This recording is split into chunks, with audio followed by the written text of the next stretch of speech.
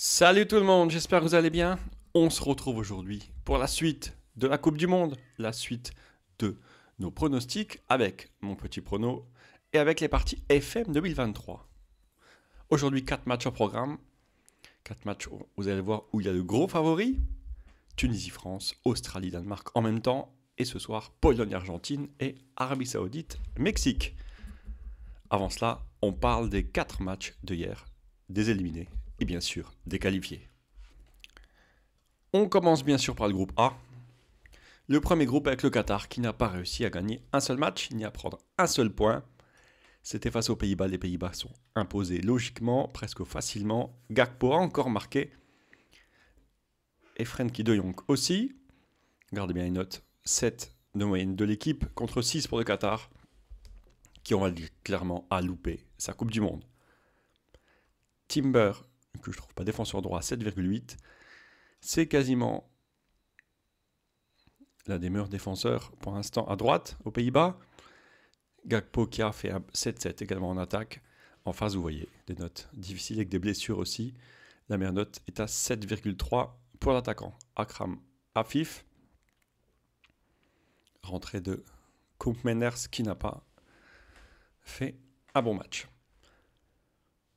L'autre match, c'était la finale entre l'Équateur et le Sénégal. Et c'était un match plaisant à regarder, bien sûr, si vous l'avez pu le voir. Ismaïla Sarr a ouvert le score sur penalty. Calcedo a égalisé et quelques minutes plus tard, Kalidou Koulibaly a marqué 2-1 pour le Sénégal. Le Sénégal qui, regardez bien au niveau des notes, est légèrement supérieur à l'Équateur. Mais l'Équateur qui n'a pas fait son match. La peur. Le stress. On ne sait pas, mais l'Équateur n'a pas joué comme il avait joué avant. Même si vous voyez les notes sont meilleures. Pourquoi ? Car Boulaye Bey a croqué, a loupé des occasions pour le Sénégal. Heureusement, un note de 8 pour Kalidou Koulibaly. Vous voyez, c'est pas trop mal quand les Sénégalais. Ismaïla Sarr 7,4. En face, vous voyez, à part Félix Torres à 7,5 en défense centrale, les autres n'ont pas des notes très bonnes. Même Ener Valencia qui n'est qu'à 6,3. Difficile également de passer avec ces notes ici.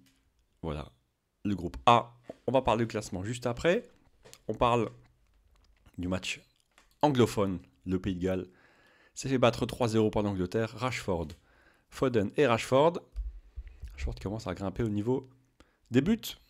Rashford qui bien sûr est le meilleur avec 8,4, 7,10 au niveau de l'Angleterre et 6,38 au niveau des notes.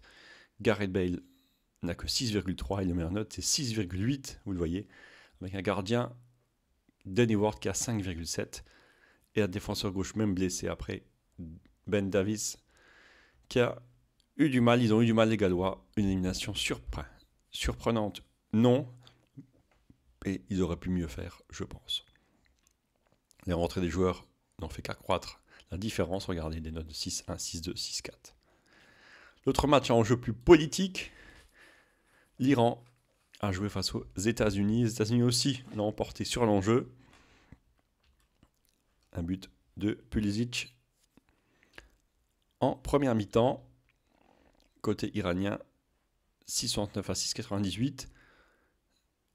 L'attaque n'a pas eu l'effet escompté. Azmoun 6,5 et Taremi 6,4. En face, à part notre ami buteur Pulisic, le reste des joueurs ne sort pas forcément du lot. En tout cas, qualification de les États-Unis devant l'Iran. On voit le classement. Le groupe A, c'est ici. Les Pays-Bas 7, Sénégal 6, Équateur 4 et Qatar 0. Il a manqué 2 points à l'Équateur. Et il a manqué également 2 points à l'Iran dans le groupe B. Angleterre, États-Unis, Iran et Pays de Galles. On va parler des matchs d'aujourd'hui. Le match qui va être décisif, c'est ce Arabie Saoudite contre le Mexique, mais également Pologne, Argentine. La Pologne qui peut se contenter d'un match nul face à l'Argentine. Les autres sont quasiment tous obligés de gagner. Ça va être difficile. L'autre match France-Tunisie, ça compte un peu pour du beurre, sauf pour les Tunisiens qui doivent absolument s'imposer pour avoir une chance. Et vous voyez, même s'ils s'imposent, il faudrait un match nul entre Australie et Danemark. Mais ça jouera à la différence de but, il faut que les Tunisiens gagnent au moins par 2-0. Difficile. On connaît donc les deux premiers huitièmes de finale. Les Pays-Bas affronteront les États-Unis et l'Angleterre affrontera le Sénégal. Un match qui peut être très intéressant, surtout ce dernier. Mais avant de passer au 8e, on passe aux 4 matchs de la journée. Vous voyez donc ces 4 matchs, on en a parlé. Et on va voir ce qu'a dit les parties FM pour le match d'aujourd'hui, mais également pour le match de hier. On revient rapidement au match de hier. Les 4 matchs, vous voyez les Pays-Bas, c'était 11/12, victoire facile. La dernière partie, alors je ne sais plus le numéro, a trouvé le bon score. L'Équateur, seuls 3 ont trouvé le bon vainqueur, mais pas de bon score. Et l'Angleterre, 11/12 pour Angleterre, dont seulement un bon score. Pareil pour les États-Unis, 12/12. Et seulement un bon score. Hier, c'était des bonnes choses par rapport aux parties FM. Et aujourd'hui, que nous disent les parties FM? Le Danemark favori face à l'Australie, mais attention, les Danois vont devoir s'accrocher face aux Australiens. La France, archi favori. Alors le score, c'est ça. Arabie Saoudite qui ne gagnera pas d'après FM, archi favori. Le Mexicain, 12. Et les Argentins, légèrement favoris. 5 pour l'Argentine, 4 pour la Pologne et 3 pour le match nul. On revient, que dit mon petit prono? La France favorite à 12 avec l'équipe des coiffeurs, on appelle ça l'équipe B. Alors si la Tunisie s'impose, ça va être 120 points, ça va être énorme. Faut-il le tenter? Ça c'est une autre question. Le Danemark est aussi archi favori, 15 contre 34 pour un nul et 60 pour une victoire australienne. Les Danois qui doivent s'imposer. Les Argentins aussi, face aux Polonais, sont favoris 16, 39 et 43. Et les Mexicains aussi 15, 38 et 58.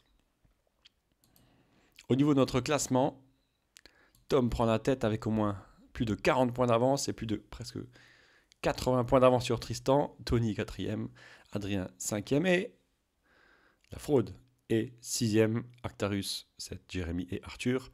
Surprenant, le premier est à 573 points devant Xavier 531, je l'ai dit.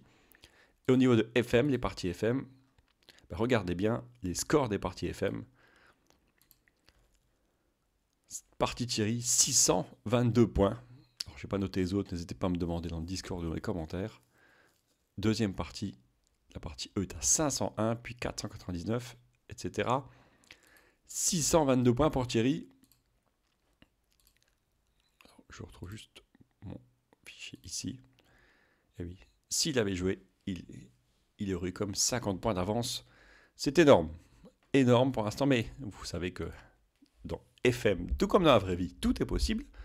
Alors dites-moi si vous êtes d'accord sur ces scores, sur ce classement. Dites-moi si vous faites partie des 10 premiers ou pas, et s'il y aura des surprises, tout ça dans les commentaires. J'attends les commentaires. Et n'oubliez pas, aujourd'hui, ce soir, après match de la France, il y aura un questionnaire, une inscription pour une nouvelle expérience FM 2023. N'oubliez pas de vous abonner. Il me manque quelques-uns pour être à 1200, n'hésitez pas à partager. Sur ce, je vous souhaite un bon petit déjeuner. Pour vous, c'est quoi? Café croissant, pain au chocolat ou thé ou autre chose? Dites-moi ça également dans les commentaires. Allez, bon petit déj à vous. Ciao, ciao.